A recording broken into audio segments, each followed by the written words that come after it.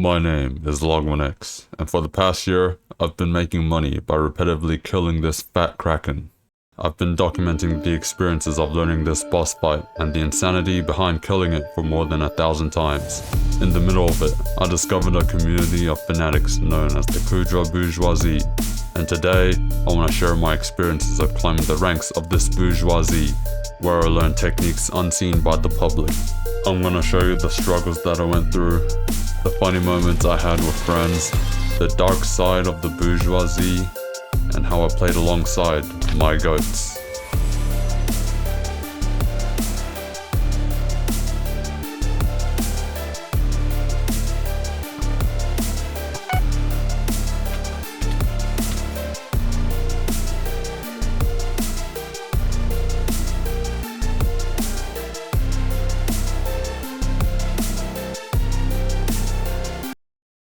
And it all started when I finished mining cobblestone. I ended up second overall with 6.9 billion cobblestone mined. I was rich. I could immediately play the game without having to grind for any gear. It was satisfying to immediately max your gear after being a vegetable for 2 years. I got bid higher. Look at the chat.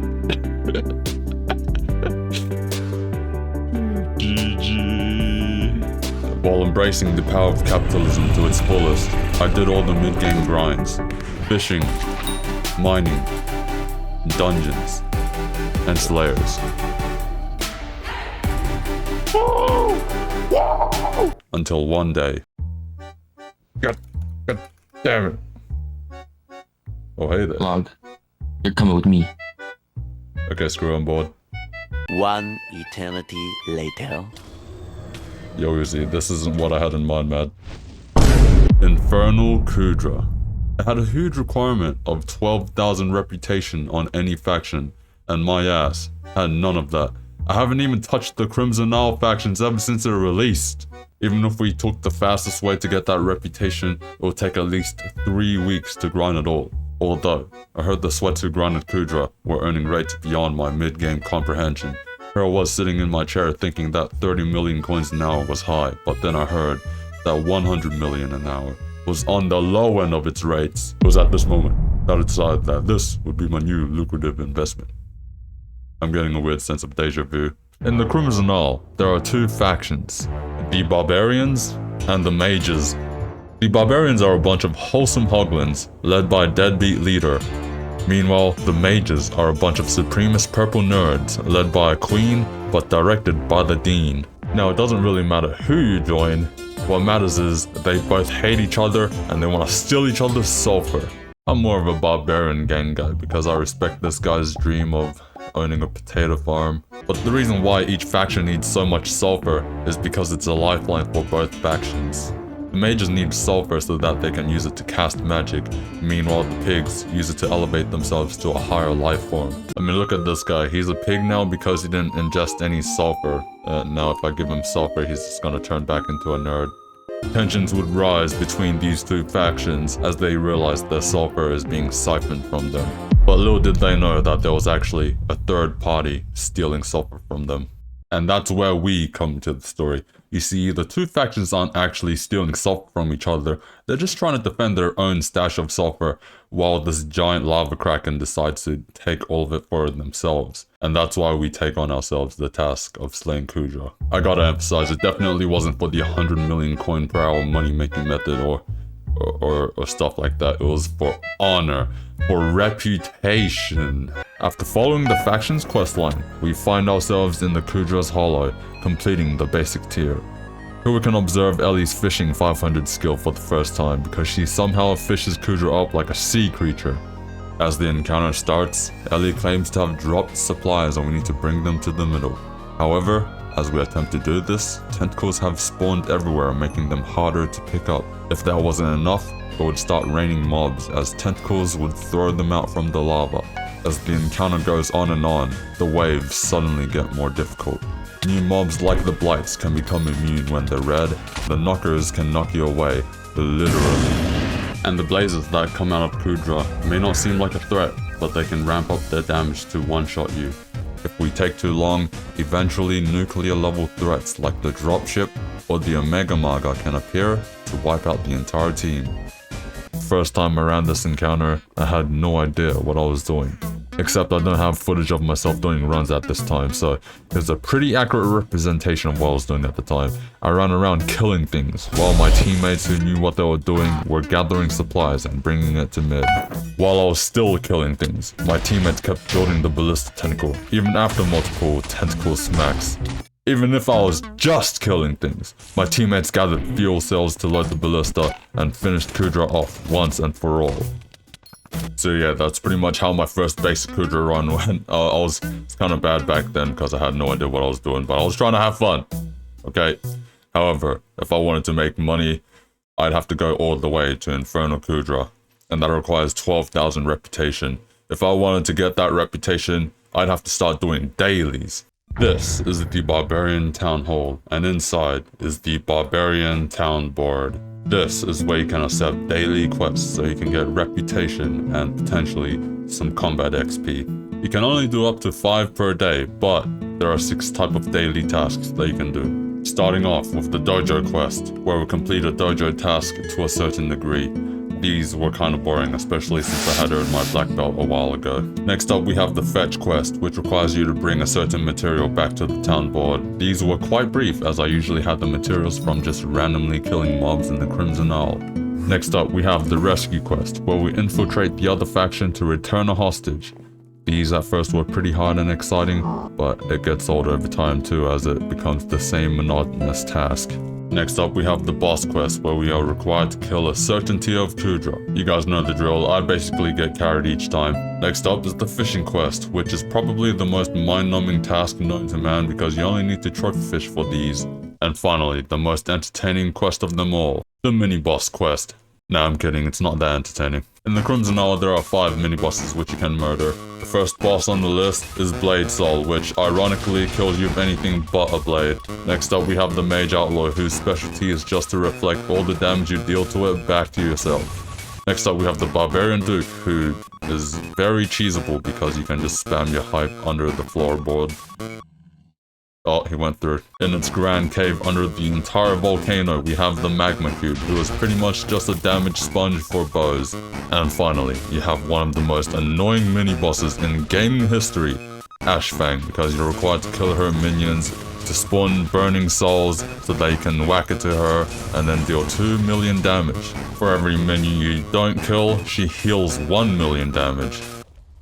I hate this boss so much. As you can tell by my very enthusiastic voice, I enjoy doing this daily for 2 hours just to get a minimum amount of reputation. Actually, you know what, I'm just gonna insert a flashback on how I actually felt about all of this. I started actively doing daily quests for reputation. It involved trophy fishing, the dojo, rescuing hostages, and killing bosses. All of which are very boring and mundane tasks. Wait a minute, Lord. The last 2 sound like fun. No, it felt like a chore. Anyways, that's about reputation grinding. Let's talk about the gear grinding back then. In the previous meta of Kuudra, there was an entirely different attribute system. Instead of it being a buff that you keep in the pocket, it was applied per armor piece and it stacked, even on your equipment. The attribute meta for Kuudra was Lifeline and Mana Pool, which are attributes that I still have on my armor to this very day. I could very much cash this out for free and 9k feathers. You'd also have to clear it back then, and the meta armor for that was Mana Pool, Mana Regeneration, Aurora, and those attributes gave quite a huge buff to your mana. However, the odds of dropping this thing were around 1 in 4,000, and it was very much in demand. Since I was rich, I could easily buy these pieces from the auction house, but it costed a hefty sum. Fortunately, I only had to buy like 3 pieces from each armor set since there were helmets that outweighed the armor set's helmet itself. The Wither Goggles did way better than the Aurora helmet, and the Warden helm did way better than the Terror helmet. Now, just because I bought those pieces doesn't mean I was in the clear. If I wanted to upgrade these pieces to be better than dungeon armor, I had to grind specific materials. The Crimson Essence was easy to get since you could just buy it from the bazaar when I played, but the Heavy Pearls and Kuudra Teeth were soul-bound. The only way you could get Heavy Pearls back then was to jump into the Matriarch's stomach. There you try to navigate your way to each cluster of pearls while trying to avoid the rising stomach acid, which damages you over time. As soon as you grab all 3 pearls, you try to make your way up the stomach by climbing these tooth pillars or something. At the top, you just have to punch these pigs resembling a Nuvala to make the monster spit you out. Unfortunately, heavy pearls are time locked as well. You can only get like 3 per day, and after the first 3 heavy pearls, you could spend a matriarch's perfume to reset it and spawn more heavy pearls, but you can only use it twice per day and it's consumable. Now just for reference, if you wanted to get a set of Infernal Kuudra armor, you'd have to spend 36 heavy pearls just to get it to the hot tier, another 48 to get it to the burning tier, and then another 48 to get it to the fiery tier, and then another 48 to the Infernal tier. I need 360 of these. But that's not all. If you wanted to get your armor to the next tier, you have to get Kuudra teeth, which you can only get by opening the chest at the end of each Kuudra run. In theory, this might not sound so bad. I mean, you just have to do Kuudra runs. How bad could that be? But if you try it yourself, you'll find out how truly terrible of an experience it is. I mean, you have to assemble your own party. You have to get like people who know nothing of what they're doing. And worst of all, you have to do it at suboptimal rates with people that are suboptimal, including me. But to get Kuudra chests, you either need to kill mini bosses for the Kuudra keys, and you can craft it to any tier you want, or you could buy it from your faction emissary, but it requires another soulbound item, Nether Stars. But to get Nether Stars, you need to kill Vanquishers, which have a small chance to spawn whenever you kill a mob in the Crimson Owl. You might be thinking, oh, that doesn't sound so bad. You just have to cause mass genocide. But did I mention that it has a 1 in 640 chance to spawn? Back when the soul-bounding forced us to do everything Iron Man, I just had to like kill flares with the Gauntlet of Contagion, since you get like 3 kills per flare. I did it to the point where I got like Vanquisher 15. It even came to the point where I invested in a set of very expensive mage armor that was just specifically designed for farming Vanquishers. Oh, it's beautiful. So we've established a few things about Infernal Kuudra, but basically it boils down to the barriers of entry being extremely annoying, extremely time consuming, and time gated. Thank you, Hypixel. No wonder you can make so much money with Kuudra. Basically, no one else can do it. Anyways, fast forward a week, I finally had enough reputation for the burning tier of Kuudra. In the basic and hot tier of Kuudra, the win conditions are the energized chunks which can explode in Kuudra's mouth, or the ballista which can deal a huge amount of damage once you load it with fuel cells. However, in the burning and fiery tier of Kuudra, there's actually a change in the win condition. Instead of using the ballista, a teammate known as the stunner gets on a cannon only to get eaten by Kuudra. Inside of her stomach, the stunner has to mine one of the pods until it explodes.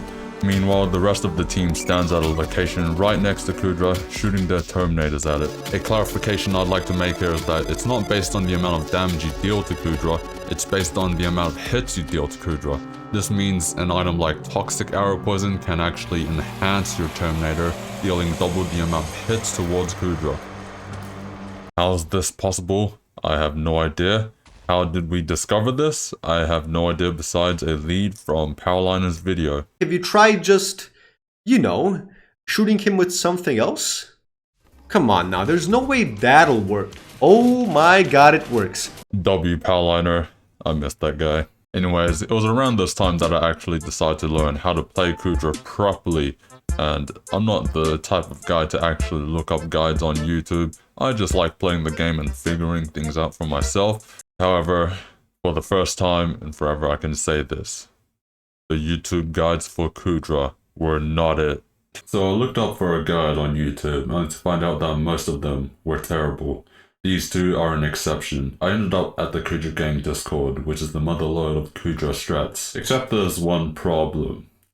All of it's in text. Okay, to elaborate, a lot of the guides were just copy and paste slop. Meanwhile, there are like some guides that tell you what to do, what gear to get, and how you should actually do things instead of actually just regurgitating what the last YouTuber said, except worse. Oh my god. Look at the sun setting. Shaders make it look so nice. Anyways, now that I've said that, I'm gonna ironically have to do the same thing, but better. This is a bird's eye view of Kuudra's Hollow. We know what supplies are. we have to bring them to mid. We know what tentacles are. They like to fling us around to prevent us from picking up supplies. We know what gear we want to wear, just as long as it provides us immunity to lava. In each run, there are only 6 supplies that spawn at the start, but there are 7 possible spawn locations. The spawn locations are at shop, triangle, equals, slash, square, X cannon, and X. In a team of 4, each person is designated a spot at either triangle, equals, slash, or X.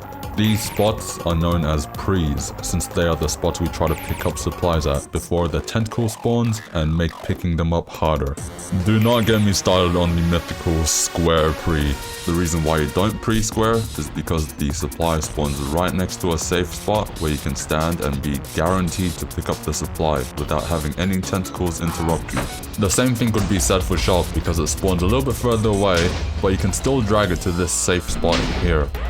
Just in case you fail to pick up your pre, you can bring it to these 2 cannons here. We use these cannons to anchor ourselves to the supply because for some reason when we spam right click on the cannon, the tentacle can't really grab us and throw us away, we just get teleported back onto the cannon. Alternatively, you could also wall your supply if you're on slash and X. I don't really recommend walling since it's kind of slow. You have to bring it all the way out to the border and then grab the supply under the wall. Although you can pair it with the insta pearl swapping technique where you swap to your pearl and then instantly click so you can throw it even though you have a supply in hand. The last technique that you should use occasionally at shop is the coptering technique. I don't have footage of this, so I'm just gonna be stealing from Amber Tier Gamer, but if you're watching Amber Tier Gamer, just tell me if you don't want me to use footage in this video. I can take it down for you, man. Anyways, this technique is where you draw aggro from the tentacle and then spin around it, never letting it catch you.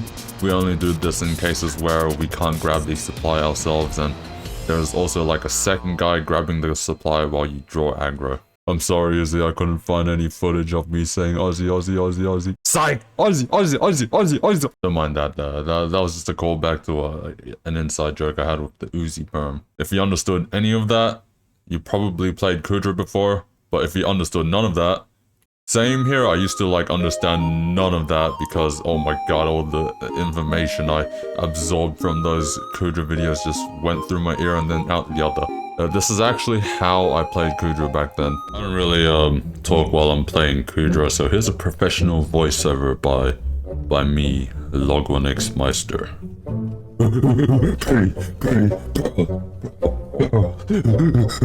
Why am I throwing it so like land? What is that guy doing there? Go, stick it next. It's next to Kuudra. Go. Why am I running its cannon? Get it, yes. Go, stay spot. Pearl. Why am I throwing it so late again? Okay, build phase. Go. Get specialist. Why am I doing this now? I should have done it before. Build, clear, build more. Okay, level 381. Shop, get cannonball. Melt cannon, go. Turn to Kuudra. Get the mining frenzy. Mining boost. Insta stun. Wait for DPS to kill them. I wasn't exactly the brightest player back then, but you couldn't blame me. The information I got was actually kind of bad. You know, now that I think about it, I remember this one time where a toxic Kuudra sweat just called me bald, started bullying me for being bad at Kuudra, and then banned me from his party. I'm just trying to learn the game, man. Anyways, burning and fiery tier Kuudra wasn't really the hardest task to do. All you had to do was just kill mobs, stun Kuudra, and then shoot her. Now that I'm thinking about it, I think Kuudra was the main reason why I got Combat 60 in the first place.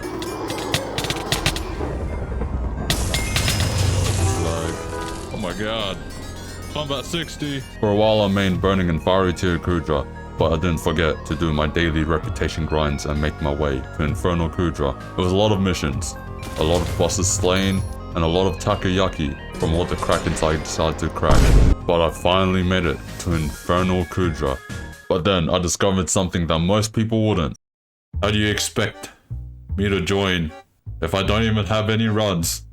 Just like the workforce in real life, if you wanted a job, you need a minimum of 3 to 5 years of work experience.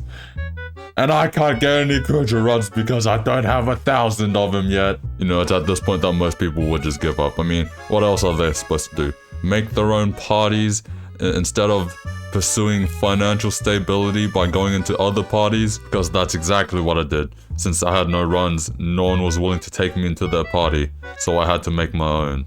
I am chilling. I've become one with the lava. My previous experience in the burning and fiery tier as a stunner paid off because, if I was to be honest, back then there was a shortage of stunners. I think the reason for a shortage back then was because the requirement for a good stun was huge. You had to have half the Mountain 7, an almost max mining tree, and a Divine's drill just so you can insta-stun. All of which I got from my cobblestone video, which you should check out, by the way. Anyways, as you can tell, it's probably a bad idea to make your own startup, especially considering you have like 0 experience on doing the task you're supposed to do. I mean, look at this noob over here. He's trying to stun, but he can't even stun properly. I mean, he's looking directly at Kuudra, but the cannon's facing the other way. What a noob. But my main belief as a new gen is that passion beats experience. And I have a ton of passion for money. The main difference between the burning and fiery tier of Kuudra and the infernal tier of Kuudra is that the stats on your Terra armor finally matter now. At the end of the run, as Kuudra retreats into the lava, the floor starts to break beneath you and you find out that the Kuudra's hollow has a hollow floor. Inside of the floor, you find out that there's a deeper layer in Kuudra's hollow, and inside it, there's a platform surrounded by walls of lava. If we dare jump down to pursue Kuudra on this platform, we have to narrowly avoid death from the oncoming bombs and tentacle smacks from Kuudra, or else we get final killed. I died anyways. Now that might not sound like much of an addition to Kuudra from the previous tiers, but the amount of steps required for you to actually complete it as fast as possible has skyrocketed exponentially. Okay, so here I am at the Kuudra Gang Discord guide, and this is all of the items that you need for any tier of Kuudra. Now, double it and give it to the next person because you need all of these for tier 5 and only tier 5. Wow. I mean, who would have known that the best way to beat Kuudra with the final boss phase where you damage the boss is to pump your inventory with twice the amount of items and all of it being related to damage. Wow. Okay, I might be overreacting just a little bit, but considering that I was a vegetable for the last year making money just by living, swapping a few items around in my hotbar is actually hell for me. Or was it going to stop me from getting the 100 million coin per hour money making method? I don't think so. I mean, how hard could it be? I mean, it can't be that hard, right? There's quite a bit to unpack for killing this boss. When we reach this stage, you may notice that in all of the footage, we've killed the boss each time with the bow. That's because in this circumstance, it's the only weapon type that will work. Melee is not a viable option since we're surrounded by a moat of lava, and magic isn't either because Kuudra is very resistant to it. That's why a high DPS bow like the Terminator will make it a perfect weapon. Although, even if we have 4 people with the Terminator paired with Infernal Terra armor and a Warden helmet, it'd still take forever to kill this boss. Fortunately, there are ways to lower our kill time from a minute to 10 seconds or lower, but it takes over the course of an entire run. First, we have to apply the last breath onto Kuudra before the build phase. This will lower Kuudra's defenses by 50%, which will effectively half our kill time. The next step is only necessary for people who have the lifeline attribute on their armor. Right before the stunner can stun Kuudra, these players need to get their health below 20%. This will activate Lifeline, which can add up to 200% additive damage if you have Lifeline 10 on all your armor and equipment.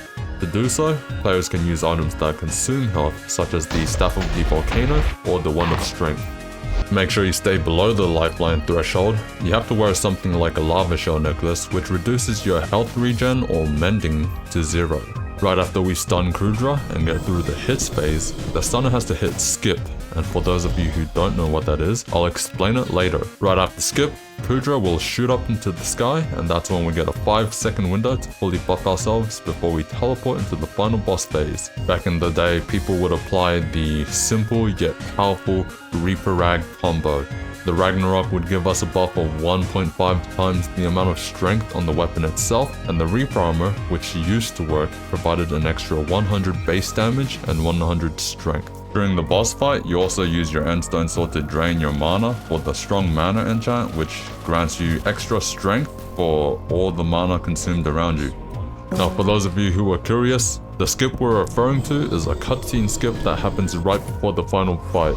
It only happens if someone teleports back into Kuudra's belly after being spit out. We skip the entire cutscene where the entire floor crumbles. It takes about 20 seconds to complete, and that makes sense because afterwards, Kuudra seems as refreshed as a person who came back from a 2-month vacation. What do I mean by that? Well, all the debuffs you cast on Kuudra are gone. Since the stunner didn't hit skip, it gives Kuudra time to despawn, and by the time you reach the platform, Kuudra respawns as a new magma cube. Anyways, hitting skip is important for speedrunning, especially if you're doing it for money. It would save around 20 seconds skipping the cutscene and around 10 seconds in boss killing time. Anyways, let's just revisit about what I said earlier about this. It couldn't be very hard learning all of this tech, right? I mean, doubling the amount of items in your inventory, that would just take a day to master, right? Nope, even after 1,000 tries, it was still very hard, and even after 1,000 runs, I still haven't fully mastered it, but I hate to break it to you guys. There's more. What I've told you guys so far is actually knowledge that anyone with below 500 runs should know. Right now, we're heading into speedy territory. In the Kuudra Gang Discord, there's actually a guide section called the Speedy VOD. In it is an archive of all the people that have successfully gained the Speedy role, which is actually a very prestigious role in the Kuudra community. Too bad nobody cares about it because they don't really know what it suggests.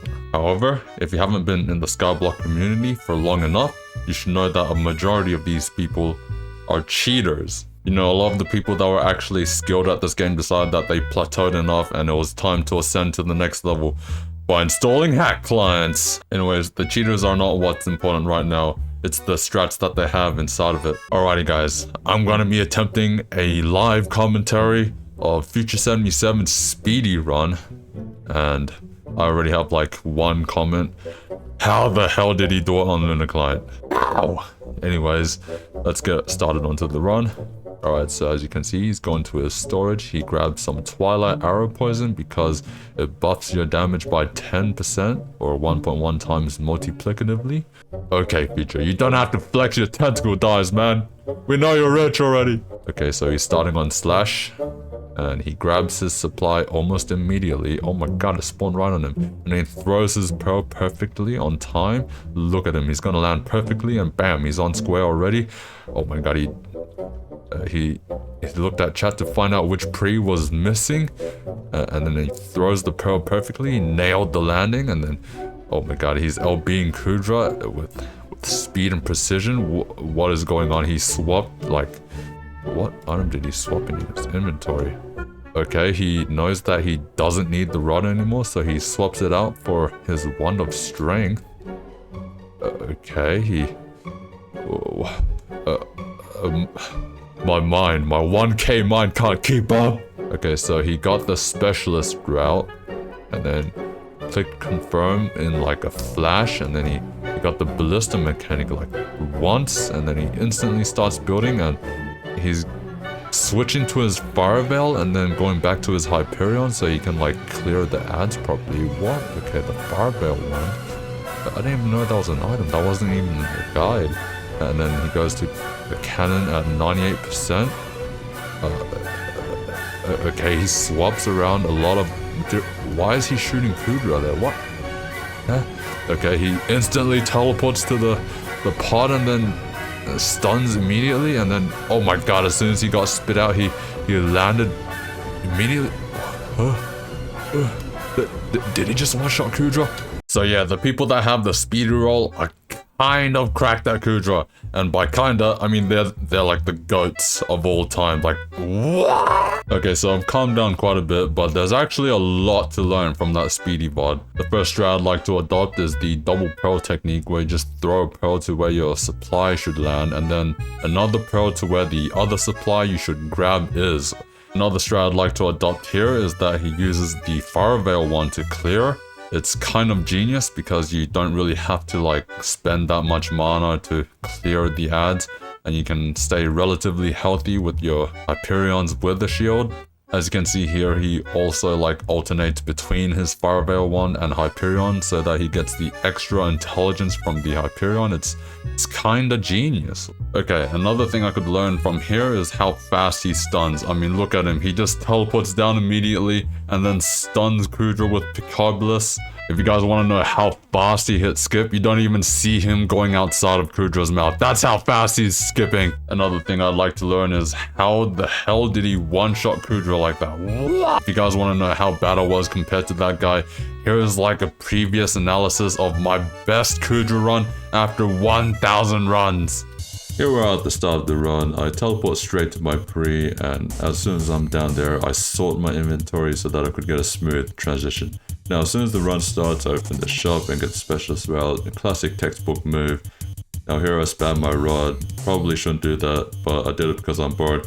Fortunately, the supply spawns right next to me and I'm able to grab it immediately.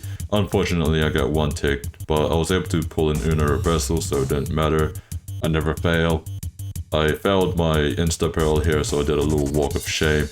Now here we are, LBing Kuudra, effectively reducing its defense by 50%.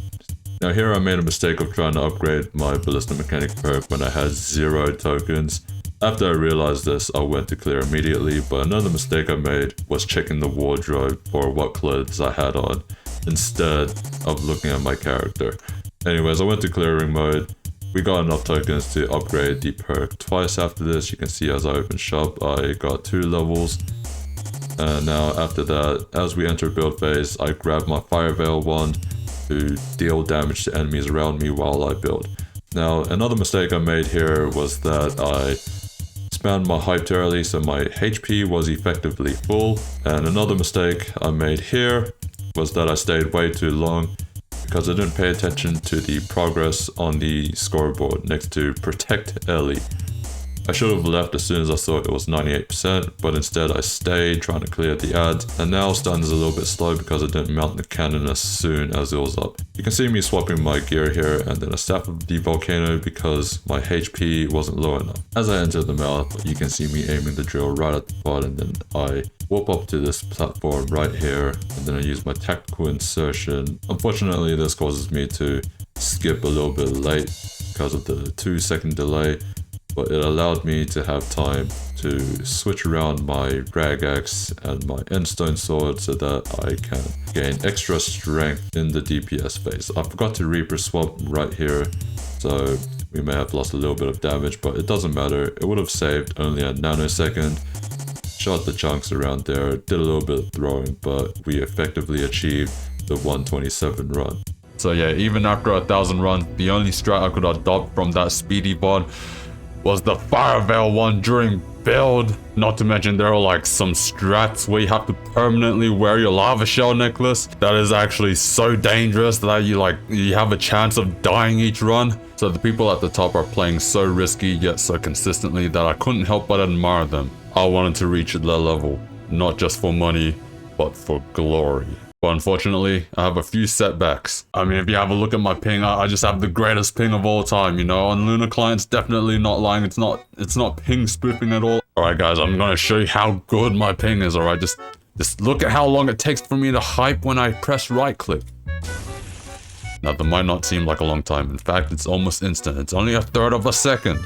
But if you consider the fact that it's long enough for you to do this, like, yeah, I'm looking the opposite way and I'm still teleporting the other way. If you guys want to know how big of a setback that is, basically, I can press the button to open my wardrobe, go to the kitchen, make a smoothie, and then come back and it still hasn't opened yet. Even after 10,000 runs, I still think that even if I play perfectly to this very day, speedy is just not possible with like above 100 ping. Only if you're trying to play legit though. It's very possible to play if you're cheating like the rest of the die hard, try hard Kuudra community. But I didn't let it discourage me though, because I was still making bank. Okay, even if I was like getting 2-minute runs for the first 1,000 runs, I was making around 70 mil per hour, which is still pretty profitable. I mean, if you compare it to my cobblestone generator, which I had like a daily quota of making 150 million coins, I only have to play like 2 hours a day actively, which gave me a lot more time to do things outside, like, I don't know, touch grass and go to the gym. If If you're wondering how I made money back then, basically I had a mod that just plugged in everything for me. The value of the armor piece, the value of the enchanted book, the value of the crimson essence, and then subtract the value of the key, and you get your profits. All I had to worry about was whether the color was green or not, and usually I'd only open it if it was like above 500k in profits. And now that I'm thinking about it, I didn't actually get any god rolls until my 1000th run. On another tangent, this is all the god rolls I've gotten after 1000 runs.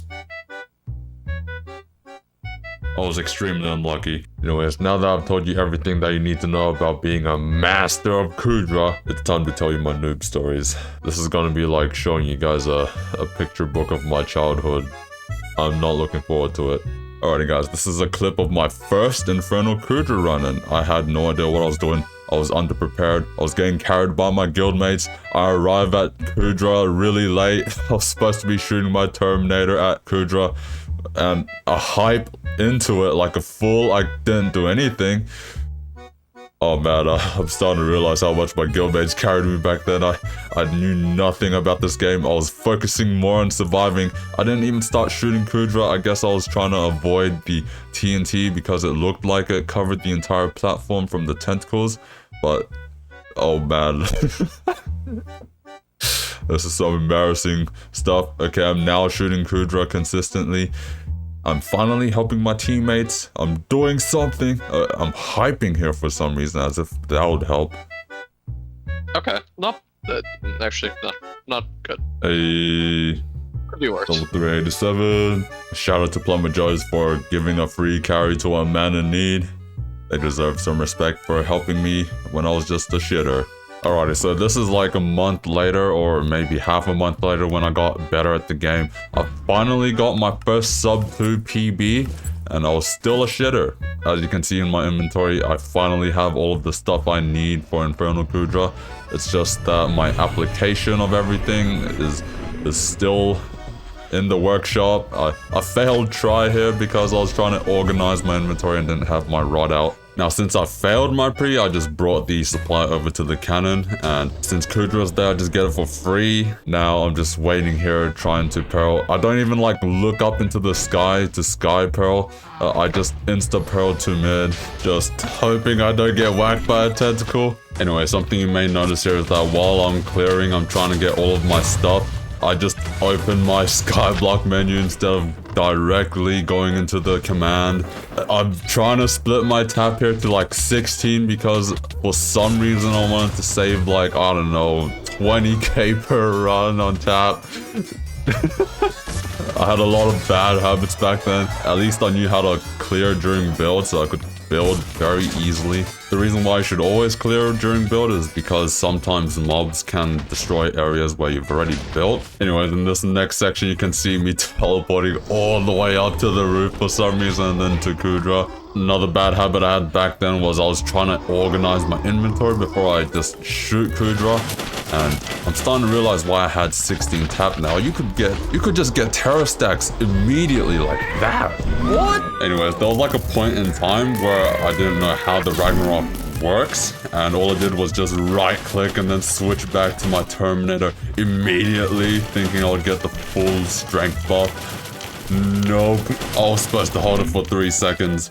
In this clip here, you see me just broing at the fact that the game is tempting me. I got like 0 god rolls and 500 runs. Bruh. Back then, a Magic Find veteran Crimson piece was around 200 mil. I wanted that though. Okay, so this is like another Log1X Noob clip where I try to bring the supply back to mid, but I gotta be honest, this was out of my control. I couldn't contain the lag. I was trying to place down the supply and it won't place down. I think at this point I just started breaking down and my friend didn't know what to do. It was kind of a funny clip. I can't even... Oh no! What? I can't. What do you want me to? Here's another clip of me encountering a Kuudra urban legend. For some reason my supply spawned on the other side of Antarctica and I had to like drag it back then. But I failed my pre, but I got saved by Watchdog or something. I still have no idea how it happened to this very day. I'm just glad it happened. Oh my god, I somehow got the crate. I was glitched out. What? In the next clip, you're gonna see my friend drop a tentacle die, and this is like my first experience with jealousy in Skyblock. I just got a tentacle die! Tentacle die! No way! No way! Oh my god! How much is that? Is that a bill? It's only like a bill. It's like 900 mil. No way, dude. If one wasn't enough, here was a second one. I think we like technically good loot 2 this them run. there. Just tentacle die! No way! You're lying.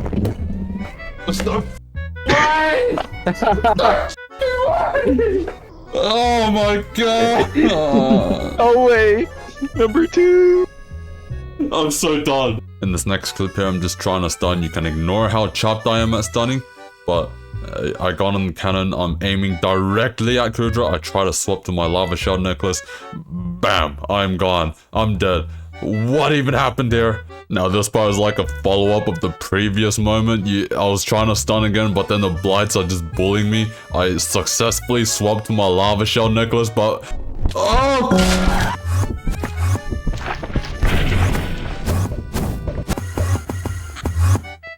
Okay, I somehow managed to do skip. Let's go. My question is, how is there so many magma bacteria there? It's like the admins were trolling me, or a cosmic ray hit Hypixel specifically on the server I was playing on. Anyways, if you want to see how chopped I was at stunning, this is actually one of my faster runs. So this is me in the build phase, and as you can see, I don't even go to the cannon early. I just mount it really late, and then I swap to my lava shell necklace, and then I try to organize my inventory instead of teleporting down, and I throw my pickoblers from 5 miles away from the pod, and then throw my pearl up. I mean, I was literally right next to a pod. Holy downtime. I didn't even realize how bad I was back then. I thought I was actually popping. Oh well, we somehow still managed to bag in the 130. Okay, that's enough noob stories for now. I'm pretty sure I have a longer list of noob moments, but it's time for you to learn about the Kuudra hierarchy. In fact, you've been staring at it this entire time. This is the Kuudra pyramid, and it describes the Kuudra hierarchy based on my experiences. During my time playing Kuudra and party finding, I realized that there was an inherent system that every Kuudra player uses, and it's based on the amount of runs that you have. I mean, how else would you gauge progression? By gear? Since there are parties trying to make the most profit out of Kuudra, they would actually try to hire the most skilled players. I gotta be real, maybe this is why the workforce has like a 3 to 5 year work experience barrier of entry. At the bottom of the pyramid, you have the peasants, and if they have less than 1,000 runs, it doesn't matter who they are, they're almost guaranteed to throw your run. At the start of my journey, I was one of these people. I complained about the barriers of entry, and I swore to destroy the system that made it. How naive I was. In pursuit of profits, I had no choice but to gain the qualifications for that barrier of entry, and after I attained it, I just became a cog in the system I swore to destroy. I started kicking people like these left and right from my party, because they were throwing my rates! Moving on to the next layer, you have the rebellious layer. These are people with over 1,000 runs and less than 2,000 runs, and they've actually reached the bare minimum requirement to be able to qualify for sweaty parties. When Kuudra players reach this milestone, they build an ego so strong that they actually lose all of their friends just because they kept bragging about it. In the next layer, we have the bourgeoisie. After a humbling experience of reaching 2,000 runs, you finally become one of us. At this point in time, you're probably going to be accepted in every party from now on because you have 2,000 runs and you've become a part of the Kuudra bourgeoisie. Unless there are parties like these. Moving on to the next layer, we have the no-lifes and the cheaters. I'm pretty sure this doesn't come as a surprise because earlier I mentioned that a lot of the Skyblock community likes to cheat, especially the endgame players. The Kuudra cheaters are also there. And finally, at the top, after 10,000 runs, you are finally qualified to play with Future 77. So I made this model while I had 2,000 runs, and I extrapolated based on my experiences. How correct was I? Well, it turns out I only made one mistake. I met Future 77 way earlier than I thought. Yeah, he's got Wait, everything. wait. That's Future 77 in that party. Did you just leave? Yo, let me in. Let me in. Ditching me for Future 77. That's crazy. That's crazy. Yo, I see Future 77 in party, but I can't let this opportunity miss. In the ninja world, those who break the rules are scum, but those who abandon their friends are worse than scum. It's a good thing that friendship isn't in my vocabulary, because the only thing I need are subscribers. That was a joke, by the way. I'd never truly abandon my friends for clout chasing. I mean, who would do such a thing? Anyways, there was a lot that I went through before I actually met Future 77 and was able to friend him. First of all, I had to learn about the importance of crate priority. Crate priority is a set of instructions that is designed to optimize the supply phase. Essentially, the goal of crate priority is to equally distribute the tasks among every teammate so that we can complete it as fast as possible. Although, I gotta be real, I don't think I've mastered crate priority to this very day because people would just grab my crate for me because I'm so slow due to my lag. I didn't mind being slow because it's actually a physical disability that I can't be fast, so I'm more of a team player. I try to fill in the missing role like L being Kuudra or clearing for more tokens to get ballista mechanic. I also had like an encounter with a guy using sorcery to cancel the tentacles from grabbing him. It's like pearl canceling, look at him. Oh my god. What the heck? What sorcery is that? So what you just saw was a guy spamming pearls onto a supply, clinging onto it for his dear life. And what if I told you that this was actually a legit method of tentacle cancelling called pearl cancelling? It works kind of similarly to the cannon cancelling technique, except with pearls. And the way it works is that we hope that the pearl lands right after we get thrown by the tentacle so that, according to the server, we haven't moved. Earlier, I mentioned that walling a supply is quite slow, only because this technique exists. However, this technique is also quite risky and has a lot of weaknesses. So you can't really throw the pearl onto the ground straight away due to Hypixel's anti-cheat. You have to be aiming onto an entity like a pig. In the previous clip that we saw the guy just pearl cancelling onto the supply itself, which means it doesn't really matter what entity it is, just as long as you can click on an entity, you can throw the pearl. Unfortunately, this will cause problems at blocks like these, where you're like next to another block, because as you try and attempt the pearl cancel, the pig is going to move up the ledge and it might cancel your supply. There are also cases where you can throw the pearl into the tentacle and it might bring you up too high to pick up the supply. The tentacle can also like grab you and teleport you 2 blocks away, cancelling the pickup as well. In this clip here, you don't really see me do it because I got saved by a watchdog for some reason, but yeah. So I had to master that. It wasn't very easy, but it took a while. Now there are some tricks to pearl cancelling which I will go through right now. Okay, for some reason you can actually throw pearls on your private island onto the ground without an entity, but I'm just gonna be doing it here for demonstration purposes. So since we're kind of spamming pearls, we're definitely bound to like run out eventually.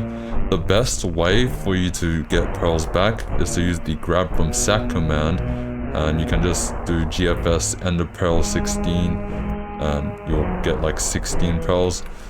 So the trick is that you keep throwing pearls at a rhythm that will make it run out as soon as you can replenish your pearls. Because if you like throw it too fast, like if you jitter click it, you can't really do it since there's a cooldown. Whether you actually get the pearl cancel or not is up to luck, but most of the time you will actually get it if you're throwing it at the right rhythm. Alternatively, you could also just like spam click your pearls as soon as the tentacle grabs you, but you won't be able to replenish it if the tentacle throws you afterwards or like in a delayed manner. There are still some spots where you can guarantee that the pig won't move, but just as long as there aren't any blocks right next to the pig, it won't move. You can also do it right next to slabs, which is something I learned recently. If you stand on top of a slab, you can actually have your pig stuck in there as you pearl cancel. It won't really move until you move a significant distance. There are also some tricks that you can use to spawn the pig. I mainly use pet rules that swap between a G-drag and a pig. However, Future just goes to his pet menu and then summons the pig manually. And that's pretty much everything you need to know about pearl cancelling. But the next thing you need to know about top level Kuudra is a one-shotting technique known as Rend. If you don't know what Rend is, basically it's a bone throwing technique that for some reason can rack up so much damage that it almost breaks the fabric of the universe. And we're applying it on this fat kraken. If you want to know more about Rend, I recommend you check out both of my Rend guides, including the outdated one, as the outdated one contains more lore behind it. Anyways, Rend is quite a complex one-shot technique which requires quite a bit of dexterity and speed to pull off. I mean, the first time I saw it, I couldn't even fathom how many buttons you have to press within 3 seconds, and I thought to myself that with my Australian ping, I would never pull it off even on a blue moon. I was wrong about that. It took a while. I mean, 4,000 runs, Infernal Terra Armor, Chimera 5 on your Ragnarok, and Lifeline 10, MP 10 on your Terror, and I was finally able to build up the courage to invest in a Rend setup. And I couldn't forget the comforting words my friends gave me. Like, duplex just does so little damage. People are saying they're gonna rework it, but I don't know when that's gonna come, or if it's ever gonna come. Well, I mean, now that log about his setup, it's gonna be tomorrow. Who knows? That's actually the fishing update. Is there's no update? They're just reworking Rend. They're just reworking Rend. Yeah, real. That's a whole update. Type shit. Real. Bruh. At first, I was actually very bad at rending. I didn't know what I had to do. I was trying to get down the muscle memory on my private island, and I keep failing. Although I was pretty bad at the start, I kept on persisting until I got better and better. Oh, 19 mil. Oh, I forgot to endstone sword.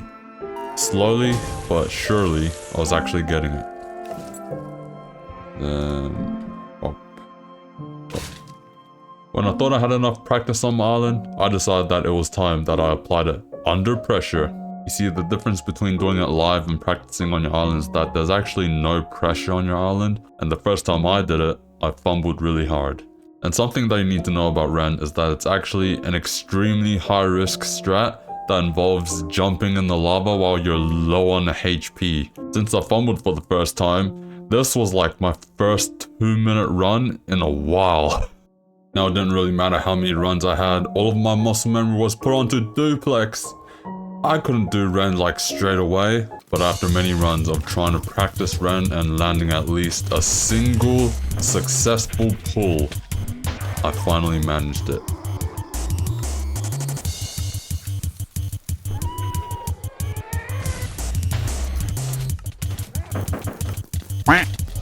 Now, it may not have been the best pull, but it did something. It proved that the impossible was possible. I mean, I'm a high ping player. I'm not supposed to be rending. I considered my reaction time. I considered my ping. I considered the size of my fingers compared to my keyboard. And I was like, no, rending is just not possible. But I did it. When I bought the setup, I was just fully expecting to sell it tomorrow because I would never pull it off. But I did it. At this moment, I just said farewell to every 2-minute run ever. And hello, 1 minute 10 runs. Okay, I might be a little bit overconfident because my Rend pulls at that point were still very inconsistent. And since I'm very laggy, any lag that the server throws at me, I just can't react to on time, and then it throws everything off, making me fail. And if the ping wasn't enough, the server's anti-cheat would be just... Help! I can't move! Help! I can't move! Unlucky, honestly. Unlucky, honestly. Oh my god. Surely I get God roll this run, right? Yep. You got that. You mustn't dare to dream big, bro. You're gonna get Raider. Oh, word. You got that, Bula. Not pulling, bro. Oh, big damage. Did not see a pull. Are you stupid? Dang. Running away from me, bro? You're huge. You're so big. You're actually huge. You're bigger than Bowler. You're bigger than Future 77, bro. Whoa, okay, alright, so. Go! Go! I have to get No! Noob No! Exactly what it said.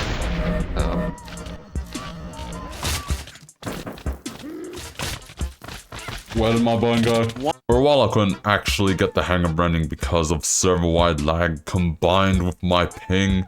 But it turns out that I just had to change the methodology of my rend. What I'm talking about is that whenever I try to switch to my Warden helmet to gain more damage, I've actually been using the server's equipment command, which opens this menu here. But since I'm a high ping player, It takes forever to open that menu, and even after that, when I finally equip the Warden helmet, it takes 200 milliseconds for the server to register, and then show another menu which you have to close after. The overall experience of rending that way as a high ping player was just really clunky, but fortunately, after looking at a few speedy VODs, I found a way to actually combat that, and that was to hotkey your Warden helmet to your helmet slot in your inventory. And that discovery was huge because, oh my god, every run after that, I just started rending consistently. Which is kind of grim because it kind of reminds me how much of a difference 0.2 of a second can make. But since I'm rending consistently now, so was my bank. Even way before I mastered the Blade of the Volcano Rend, I was still making like a ton of profits just by practicing Rend. In fact, I was hoarding it. If you're not aware, there was actually a point in time where I became my own guild's arms dealer. Because I was actually hoarding all of my drops, I would sell it to my friends for a slight discount instead. That way I get to evade taxes and they get a slight discount. If you wanted to know how much wealth I had, basically, I had an entire warehouse. It even went to the point where I had to roleplay as a company so I could sell my wares. But behind all of that wealth was a dark side that no one would expect. Well, actually, everyone would expect. Almost 90% of the top Kuudra players are all cheaters. The Kuudra Gang Discord is your go-to place for studying the top level strats for Kuudra. Or at least, it used to be. And unfortunately, it's also a breeding ground for cheaters. They try to avoid controversy by saying they don't really endorse mods, and yet they allow it under the speedy guidelines, which highlights how you would be able to attain the speedy role or potentially the world record. Like, what kind of NFT bro mentality do these guys have? There are some mods that I think should be allowed even though they're considered cheats by the admins, but there are like game-breaking cheats that are also widely accepted by the community. Especially when a cheat removes all of the effort from the game. I think that most of these, if not all of these, should be removed. And for the longest time, I've had to work with these cheaters, even in Future 77's parties. I mean, I can't even blame the players at this point because the admins have done nothing about cheating for a while. And it led to a point where we had a cheating epidemic where a lot of players felt like they had to cheat in order to be able to blend in with the community. The cheating community has gone so down bad that I've met people that think a hacked client is a legit mod as long as you can turn off the features.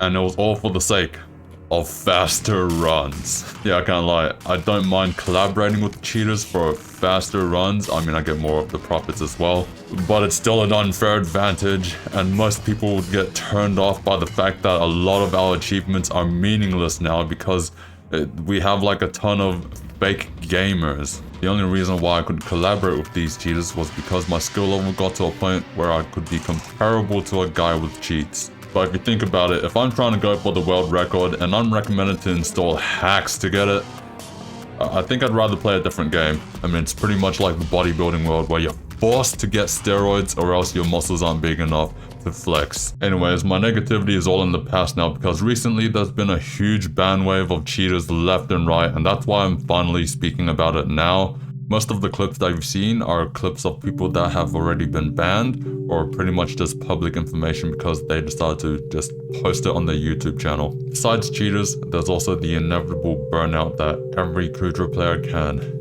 experience. This is the clip of me playing Kuudra in 1.20 with shaders, and it makes the game look so nice. It actually made me forget a bit about my burnout. The only catch to this is that I had to echolocate where Kuudra was each time. But it wasn't enough. There was just too much boredom. Too much of the same thing over and over again that I got so bored I'd rather play dungeons. It also didn't help that the admins would release just a quality of life update every time I released a Kuudra experience video and make everything easier, undermining my achievements. I mean, every time the admins just release an update, they made it easier for people to enter Kuudra, but they made it harder for the existing players that always played Kuudra. And I was getting very sick and tired of this. The Crimson Quality of Life update added the 0.2 second cooldown for you to get Hydra stacks, which forces players in the top level to pre-fire Kuudra, which means I had to buy more tap. And as a DPS main, I absolutely hated that. You might also notice that my mage armor is purple, and that's not an accident, it's actually meta. You need RCM Terror to play at top level Kuudra. And the worst thing about this is that it only saves like 2 clicks. With the foraging update, they added actually good content for once, but it was still a mind-numbing grind. But along with it, they reworked almost everything that devastated Kuudra as a money-making method. It honestly seems like the admins are torturing me. But they did add some new and cool, interesting metas. I mean, they may have patched Blade of Volcano Rend, but that was just a one-shot technique based on a bug. And since the community actually persevered, there were some people who were willing to experiment and found a new meta that did way more damage, and it was almost bug-free. And for the first time in forever, I didn't really care about the money. I cared more about the one-shot technique. And I got it from none other than the Kuudra goat. On your terror, you have a blaze pet, and when you swap to the goated set, 3/4 elegant tux with a warden helmet, you have G-drag. All the tux should be on 3/4 necrotic with loving on the chest plate, because loving actually works on your pool for some reason. You're also going to need ideally another tux set to lifeline with, because you need to be sub 50 HP. So I use cheap tux and use Staff the Volcano, get lifeline, swap back to or swap to Reaper. This is when you would rag Reaper, right? Then you swap to Terror, you throw Bone, and then you swap the Tux, and boom. They'll got all that, right? To this very day, I still struggle with this method because I'm playing on Luna Client, I don't have any hack mods that make it easier, and I'm still having fun for some reason. Okay, sometimes it might not be fun because there are times where Future likes to collect rent. Hey, buddy. You didn't pay your rent last month. Rent? I'm homeless. You see, I don't think you understand. I own these streets. Everything you see around you, I'm the landlord of. Pay up. But I think most of the fun comes from the fact that you've repeated something so many times that you start to think you're having fun, but in reality, you're actually having an addiction and you need to get help. I mean, it might be an addiction, but over the years, I realized that for some reason, my reaction time has gone down. This is going to be my first reaction time test in a while, so let's see how sweaty I am just from playing Kuudra for an entire year. The last time I did it, I think I was around 270. Right now, I'm not sure. Okay, let's go.